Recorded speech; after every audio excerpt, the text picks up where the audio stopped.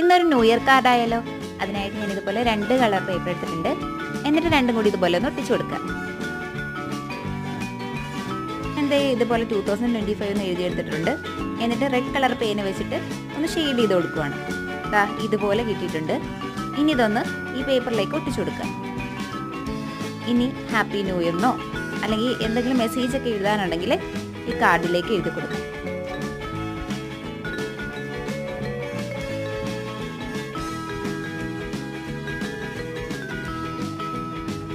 എന്നിട്ട് ഇതുപോലെ colour pencil use ചെയ്ത് ഇതൊന്ന് ഹൈലൈറ്റ് ചെയ്ത് കൊടുക്കുകയാണ്.